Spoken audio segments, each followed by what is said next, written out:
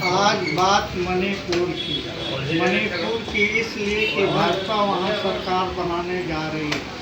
सरकार बनाने जा रही है कि 24 फरवरी 24 को वहाँ राष्ट्रपति शासन लागू हुआ था 13 फरवरी से।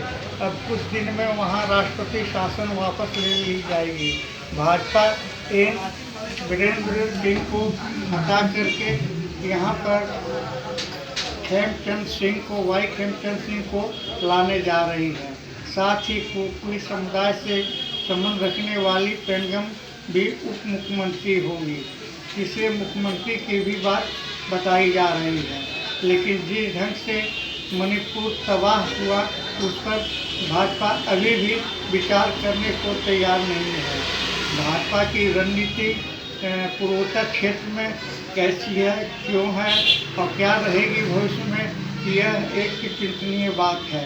क्योंकि सामुदायिक के तनाव के बीच, उसकी नेताई के संघर्ष के बीच अब राष्ट्रपति शासन में थोड़ा नियंत्रण आया है। वहाँ के समुदायों में सद्भावना, सामाजिक समरसता, प्रेम भाव किस रूप में जगेगी, सरकार आधा सत्ता आने के बाद यह भी देखने की बात होगी। वैसे भाजपा शुरू से ही अपने बूथ से वहाँ सत्ता में थी।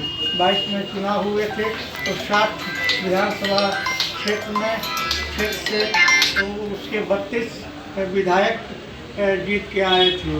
और बाद में जनता दल यूनाइटेड के 6 में 5 चले आए थे। एक अन्य रीजनल दल का विधायकों का भी समर्थन भाजपा को प्राप्त था। लेकिन मेतई कुकी संघर्ष ने स्थितियाँ बदल दी है और आप जोड़ तोड़ से सरकार में बना सकते हैं सरकार को, लेकिन स्थायित्व दे नहीं सकते हैं। जो मन मलिन हो गया है उसमें संघर्ष की भावना दबे पाँव रहती ही है। यह स्वाभाविक है।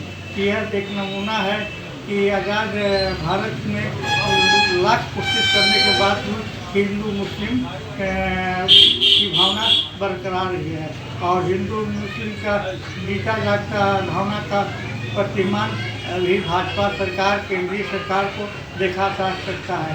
बोलने में तो अच्छा लगता है कि ये सब भाई भाई हैं, लेकिन व्यवहार में, आचरण में इसके विपरीत जाता है।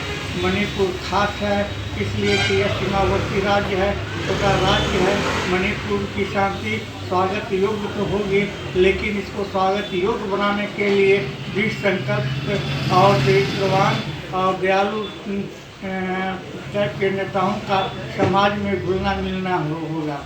वहाँ का विवाद नया नहीं है, लेकिन जिस ढंग से एन वीरेंद्र सिंह पूर्ववर्ती मुख्यमंत्री ने इस राज्य में शासन किया, पक्षपाती ढंग से किया, तो उसके कई उदाहरण देखे जाते हैं।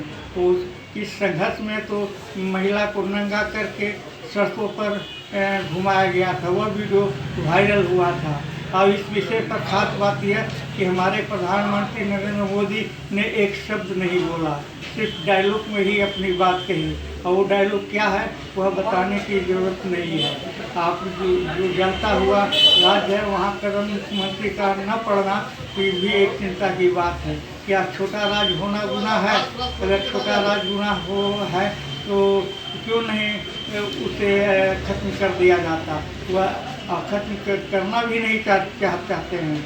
इसलिए मणिपुर में अगर अगले 3-4-5 दिन में राष्ट्रपति शासन हट जाए तो कोई आश्चर्य नहीं। चूक के अगुवाई में, क्योंकि भाजपा ने चूक को ही दायित्व सौंपा था बैठक करने में अतुल शाह के साथ संबित पात्रा भी वहाँ मौजूद, कांग्रेस का जो स्थिर रहे, धैर्य रहे और वहाँ सामाजिक सद्भावना बैठी बना रहे, ऐसी कामना करते हैं। जय हिंद।